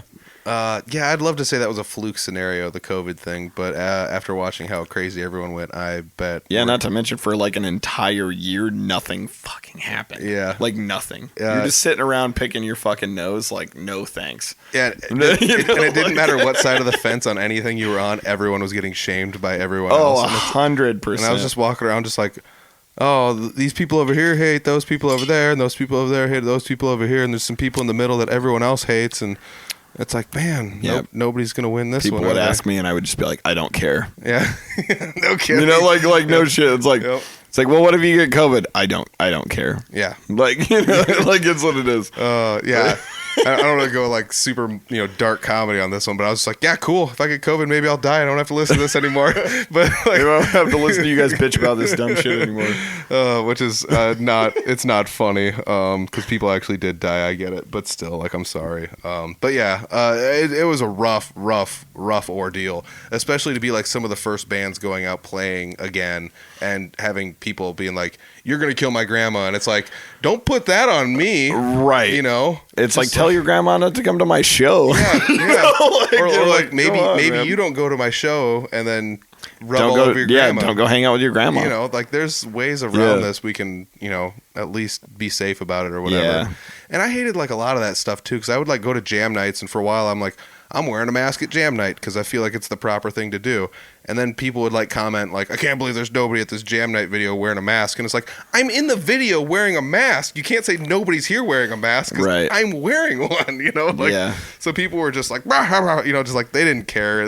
Everyone wanted to yell at everyone. And I'm glad it's back to normal, or as normal as it's probably ever going to get again. Because like I said, you guys, you're freaking booked all summer long. So, I think I've got like 40 some shows in the next like 3 months, which is pretty rad. Yeah, I thought I was feels good. I thought I was pretty booked up. I got nothing on that. I mean, it's 4 bands, dude. Yeah, it is. It's like it's a numbers game. That's true. Yeah. Add more stuff to the bill, more stuff gets added to your calendar. It just is what it is. Yeah, I'm sure that's. But once again, you're lucky to be in bands that are flexible enough where it's like Brutal can play as a 2-piece if they need to. Clint can play as a 2-piece if he needs to. Right. So would they prefer to play with a drummer? Maybe. But like if need be, they can be flexible. Right. Well, and I mean, let's be realistic here too. Not every bar wants to pay a full band. That's true. That's very true. So it's like if things are more fruitful and everything for a 2-piece band to go to a bar and play. Makes all the sense in the world. You can't knock anybody for that, Yeah. To where it's like, well, if you're going to go put a bunch of time and effort in, like if you're going to play a 3-hour show, you're going to set up, you're going to tear down, you're going to drive. Mm-hmm. If it's more fruitful for 2 people to go do that, it is what it is, man. Like you can't take it personal. No. As a bandmate and stuff, you can't take that stuff personal. No. I mean, you got to just be like, dude, it is what it is. It makes all the sense in the world why they're doing this. Like, Yeah. I mean, like, Clint and I have been through that too, where he's like, you want to play this show? And it's like, yeah, I'll come down and play this show or whatever. And then the day of the show, I always hit him up again. I'm like, hey, I'm just double checking. Do you want me to come play the show? And some days he's like, I kind of need the money. I think I'm just going to go solo. And it's like, good. You're the one that wrote and played and learned all this stuff. I'm the sprinkles on top. You know, you are the whole rest of the cake. I'm just doing doodlies over your riffs. Yep, so. I'm doing skeetily bees and all these other nonsenses, and you're the one doing all the hard work. So if you don't want to split the money, I get it. You keep it all for yourself. And same thing with Jesse. If he wanted to play some solo shows, go make your money, man. You're the one doing all the hard work. So.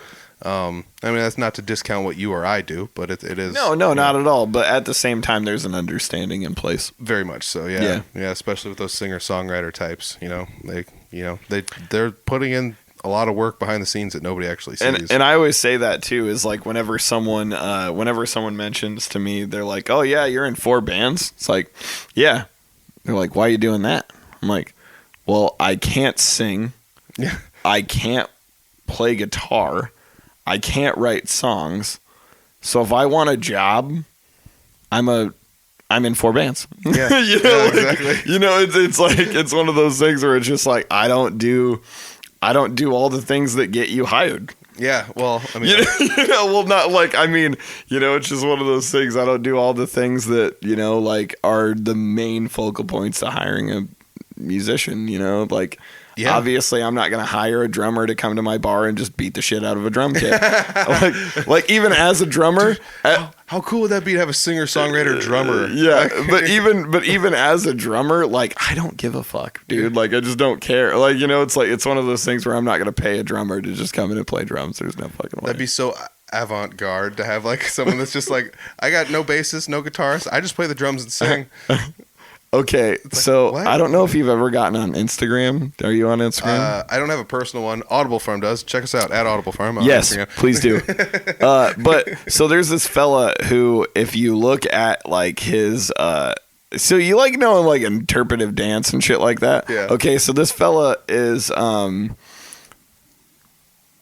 don't know where he lives, but like he does these weird ass like I'm gonna have to send you some shit. But like he does these weird ass things to where like he'll have a snare drum and like a table and a microphone and sticks and he'll just like I've seen that one. Yeah. Okay, like he'll like washboard the snare across like the table and stuff, and he'll like hit it and like throw it on the floor and roll it around and like it. Yeah, he's like grinding the microphone up against Quite literally snare the most coils and awkward stuff. thing I've ever watched, and people are into it. Yeah, very much so.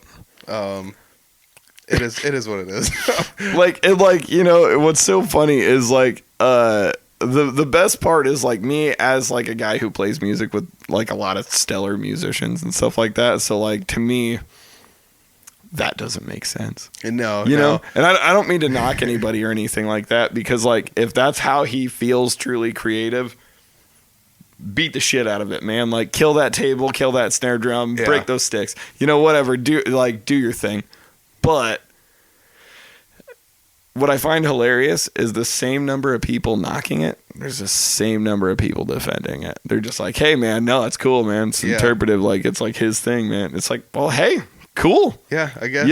I mean, I wouldn't pay as long money as to go you see it live, but if somebody else is, I guess. But if a bunch of people are into it, man, like, it is what it is, bro. Like, do you. Yeah. Like, hang out. Yeah, I always said that, like, just because I don't like music, it probably just means it wasn't made for me. It doesn't mean it's bad music, they made it for somebody else. I mean, I always say if I don't like music, it's just because I'm an asshole. Yeah.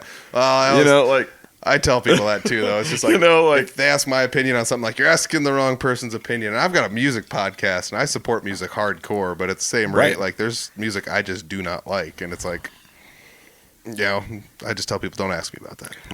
Like, the one thing, obviously I would have said country a while ago, but like country has kind of grown on me and whatnot. Yeah, 100%. But like, 100%. the one thing that I don't totally understand is like some like rap music. Like for instance, like hip hop and rap and things like that, they're different. Yes. Like hip hop, yes. I'm down with a lot of hip hop and stuff like that, and I'm down with a lot of rap. However, a lot of like the newer stuff, I don't get on board with. It's not made for you or me or people our age. Yeah. And that's like the easiest way. It's like a lot of like 20-somethings and stuff dig it and everything, which is cool because realistically, they might have said the same shit about the stuff that we listen to when we were in our 20s. Yeah. So that's okay. If you try to play, the song Cumbersome to like an up and coming rap artist, they're gonna be like, what is this garbage? Like, I have become cumbersome, and they're just like, I don't want to listen to this ever it's again. like, this is not good. Yeah, it's like, but that makes sense. Yeah, different strokes for different folks, like they're not gonna be bumping that in a lowrider but driving around town. like WAP and stuff like that. I'm just like when I heard that, I was just like, When you heard that, you were like, dude, this dude grinding the microphone across the bottom of the snare coil is sounded amazing. real good. Yeah. This guy's killing it. And there's dudes that do that with, like, believe it or not, with guitar, though, too. Like, I saw a guy, and his whole deal with playing guitar is the guitar is on the floor and his pedal board is in his hands. And that's how he plays the guitar. And it's like, it's not good, but it's like, but that's what he does. And, he'll have like 40 pedals and he'll just like crank them on and just be like kicking the thing. And like, there's like a guy that was in Vegas. And his whole deal is he plugs a guitar into an amp, and so he's got a generator and an amp on top on a two-wheeler, and he plugs a guitar in, and then he just walks with the two-wheeler behind him and drags the guitar around. And so, like, when the guitar's dragging on the ground, it's making all this, like, horrendous noise, and it's blaring out the amp, and that's his music. But it's different every time, and it's like, that's that weird, like, music and art, there's a line in between them that's very blurred, but this is going way past that blurred line into art, and it's might not actually be music, Right. It's art with sound waves instead of actually being. Like art is it's all interpretive. Like it's kind of one of those things where like everybody gets something different out of it. True. Yeah. However, even though music is an art, I still don't see everything as music. It's just one of those things like where like there's certain things like that to where I'm just like, you can label this art. Yeah. I don't know if it's music. Yeah. If you go any farther than jazz, you're pushing it, buddy. And you know what that means? Shape up, Alejandro Trevino. Yeah. No, I'm just kidding. Yeah. Figure it out, guy. No, but like, But yeah, I mean, you know what's funny is like there's a lot of times where we mention that sort of stuff and we kind of like give like a nudge towards jazz and stuff, and we're just we're like, well, if you play the wrong note, just say you're playing jazz, or something like that. Yeah, play it twice. If you play the wrong note, play it twice, and people think you meant to do it on purpose. Makes all the sense in the world, man. And there's honestly some odd truths to that, but it's but pretty accurate. I'm just crapping around because Vino could play jazz like you wouldn't believe, which is pretty wild. Yeah, if it made sense to me, I might say that too. And this is another reason I like being in the music scene up here is because we can all kind of give each other heck, but we all know that like Vino is like an absolute madman on the guitar or the bass, and he can even play the drums. You know, and it's like, what do you? He can like, do everything. Yeah, it's like, what are you doing, dude? He's so good, and we're here. I mean, despite the fact that he doesn't sing much, he's a pretty good singer too. Yeah, and we're up here giving him crap like we're better than him or something. He like went to school for it. He's probably one of the most talented people in the area. I mean, just because he's a talented musician doesn't mean that I can't call him dumb every once in a while. You know, like this is what it is. Oh man, I hope he's listening. I hope he is too. I mean, I'm sure he will listen to this, honestly. But all right, so we're gonna wind this baby down. We had a nice little talk about what you've been up to lately. We had a nice little banter about our thoughts on certain types of music and how it either fits into what we like or what just doesn't. But it doesn't mean it's bad either, because like if you and I tried to make a rap song, it'd be the worst rap song in the world. I don't know. I think we could actually come up with some cool shit. Maybe we should look into that. Yeah, you know. All right, let's hit up some people around town and see if they can help us. I'm always willing to be in 5 bands. Dude, speaking of how it's the one style I don't play. Have you ever seen a rap group with a live band behind them? Oh yeah, it's the most insanely cool thing ever. Yeah, it's killer. As dumb as people want to say, like I saw the Black Eyed Peas like 15 years ago with a full band, and they had like a violin player, a flute player, 2 drummers, like a dude slapping the bass. Wild. It was wild. I bet. And I'm not a Black Eyed Peas fan, but somebody like won tickets on the radio and they're like, we're going. I'm like, all right. And it was. To be fair, if like somebody handed me like tickets to like Beyonce or something like that, like I'm probably gonna go. I don't like Beyonce's music, but at the same time, she's an entertainer. Yeah. And, oh my gosh, that'd be tons of fun too. Yeah. You know, it is what it is, man. Yeah. So if you want to be entertained, check out the Reforge Initiative or Crash My Crater or any of the other dozens of shows Mr. Ferry is going to be playing on this summer. I was going to say, yeah, my calendar, I should just like post it. Yeah, do it. Dude, just like make a graphic, put it online, and be like, "This is how it's done, Scott Dahl." Just kidding, Scott. Don't yell at us. We actually do. We really want to play. I was gonna say, if he listens to this, I feel like next time he sees me, he's gonna be like, "Hey, you're now, off Mr. Ferry. You know, you're off the Rockin' Picnic." Yeah, Mr. you're Ferry. off the Rockin' Picnic. Please don't, Scott. I love that show. Yeah, it's a killer show too. So you guys are gonna play the Saturday night of Rockin' Picnic 2, which is. We play opening night. Yeah, that's Saturday. I think it's Saturday because Sunday is generally the picnic, right? Yep, it's Labor Day weekend, so everyone has Monday off anyways. So don't worry about that. Dude, and honestly, I love playing Saturday, dude. Dude, the Saturday show is the dark horse. I was gonna say the Saturday show is always super killer because like a bunch of people who have just rolled in to like get their spots and stuff like that, all are like full bore ready to hang out. Mm-hmm. It's awesome. Yeah. Super fun. The other people that show up really want to show up. And then, like, on Sunday, you get a bunch of people that are just there to, like, play cornhole and drink.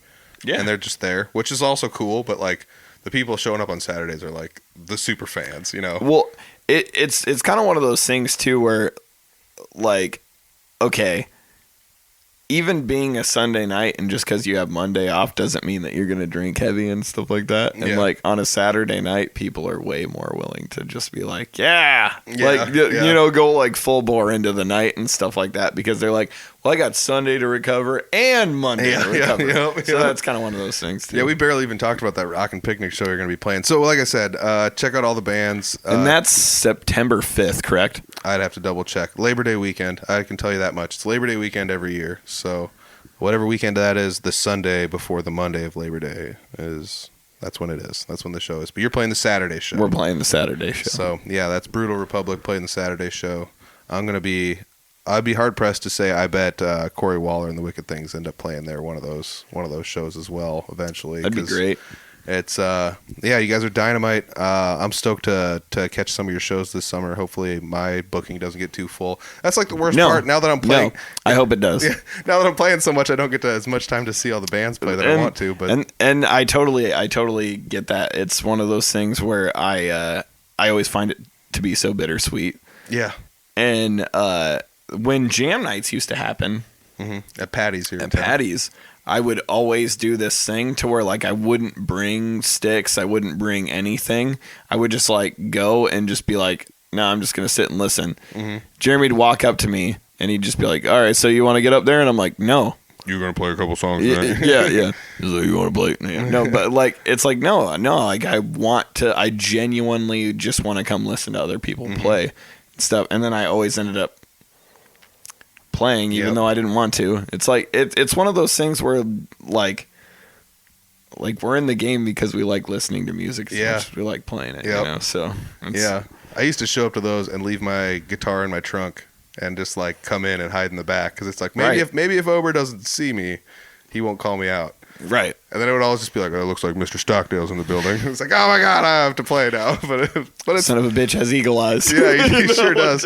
And he knows everybody in the music scene. And he calls everyone out. You're getting up here and playing some songs. It's like, all right, I'm in. All right, I'm in. Yeah, it's all right. I'm here for it. Fine. All right, if you want links to anything down below, Brutal Republic links will be down below. Cory Waller and the Wicked Things links will be down below, as well as the Day Drinkers. I'll put Blue Ribbon Ramblers down there as well, because those are the big four, I would call it for you. Yeah. Do we not talk about anything we should have talked about? I can't think of anything. All right. I think we're pretty good. All right. So, I mean, obviously, though, check this guy's, stuff. Schedule out. Yeah, I'm doing stuff too. Make sure you look at his calendar because, I mean, he's going to put on as good of a show as we do for sure. Oh, yeah. Well, I appreciate that, man. Thank you very much. Like, there's no doubt. Yeah. Lots of shows, lots of good times to be had. Yeah. I mean, whether it be with Three Finger Betty down the Des Moines area or whether it be with... Which you guys kill it. Yeah, I won't lie, the last time I saw you guys, I didn't know what to think. I was like, I wonder what kind of like punk band these guys are. You guys murdered it. It was awesome. Punch you in the face punk music. It was perfect. It's very high energy. Strap one on if you're gonna come watch us play. You better be prepared. You're quite the showman with that group too. Like I won't lie. Like there's a lot of times where I hang out with you and you're a little quiet and stuff like that. And then like when you're on stage with those guys, I like it. See, and that's what I'm talking about with the angsty stuff. Like that's what I'm talking about with the angsty stuff. Is like when I'm on stage with Brutal and everything, like you kind of have to bring a different like emotion. Like you gotta bring that. You can't just stand there. It's not fun if you just stand there. You just like look straight forward and look like a goon. No thanks. No. Like people have a hard time getting into music if you're not getting into it. Yeah, it translates from the stage to the crowd. Yeah, and it actually goes the opposite way too. It translates 100%. From the crowd. Yeah, if the crowd just stands there and looks at you, it will ruin your fucking show. Yeah.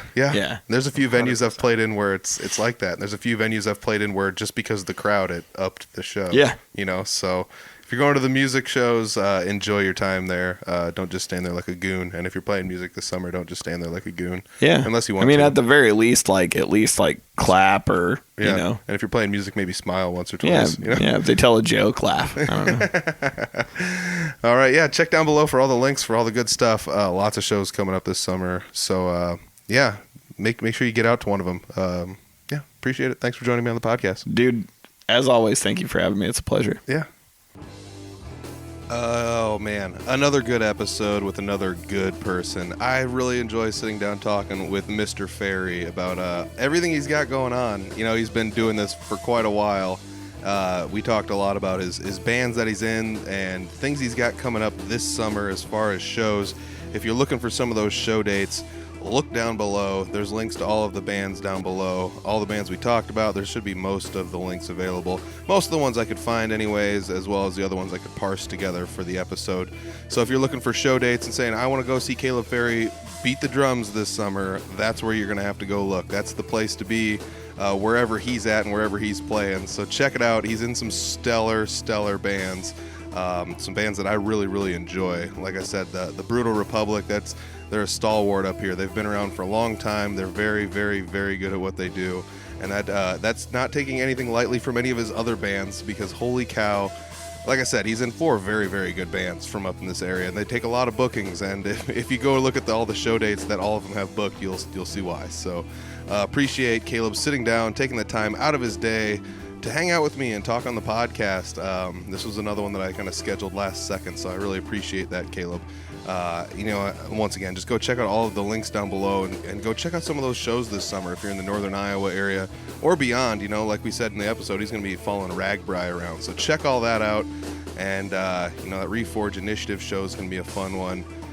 Crash My Crater is going to be a fun one. There's all sorts of good shows out there that I hope I can get to if I have the free time. So we'll see if I don't get booked on some other shows this summer myself. Otherwise, I'm going to hope to catch a few of their shows. It's going to be fun. It's going to be real fun. I also have to say thank you to everyone who's been buying the merch. I am selling out of, I completely sold out of the hoodies. There's only one left and it's already purchased. I just have to deliver it. That's it. Hoodies are done for. I don't know what the deal was, but I have so many people asking me for hoodies and it's like 90 degrees out. But I guess I shouldn't be one to judge. Yeah, strap on the hoodies if you want and it's 90. It's not, I'm not going to judge you for it. So otherwise, I do have some t-shirts, but I do have to say that a lot of people have been buying t-shirts lately, so I'm selling out of a couple of sizes of those, so the sizes are getting limited. If anybody out there is listening is somebody that wanted a larger size, I do have larger sizes available, 2X and up. I did have a handful of people say, hey, you need these sizes shirts for me, and I said, all right, I'll get them, and then I got them, and then nobody bought them. So if you're looking for larger size shirts, I have them. Otherwise, I have some smaller size shirts as well, but I'm starting to run out of Audible Farm shirts even too. I do have a new graphic design in for a new shirt.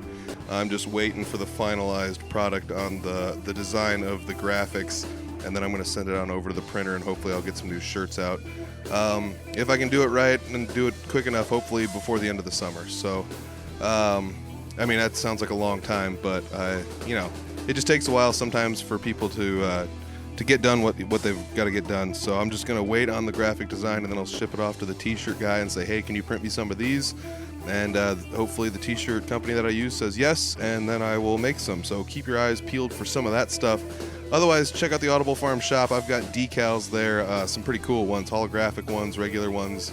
If you clean off what you're going to stick them to, they will stick there pretty much forever. They're pretty much dishwasher safe, weather safe. You can put them on your cars or wherever you want to put them. I don't care. Saw a guy walk around with one just stuck to his hat the other day. That's pretty cool. Put it on your hat if you want to and walk around. You now have an Audible Farm hat. That's how that works. So I do got to say that's one option you can do to support the podcast. Otherwise, there is the Patreon page. Patreon page is $1 a month. That's $12 for a whole year of all of the Audible Farm video versions. Otherwise, if you listen to this on an audio version or you just go to YouTube and listen to the Audible version there, it's free, and it's always going to be free that way. And so that's pretty much the way it is. If you want to support non-monetarily, you can like, subscribe, and share, especially on YouTube. Hit that subscribe button, and maybe leave some comments on some of the posts or something, and let us know that you're out there actually looking at what we're doing, and interact with us a little bit. Let us know what we're doing and how we're doing it, and all that good stuff. So I gotta say thanks once again to Mr. Ferry for joining me. What a great guy. I seriously love him so much. Otherwise, thank you guys for listening, and check in the next couple weeks for some more awesome episodes. I appreciate you guys listening in every single week. So we'll check you later. Peace.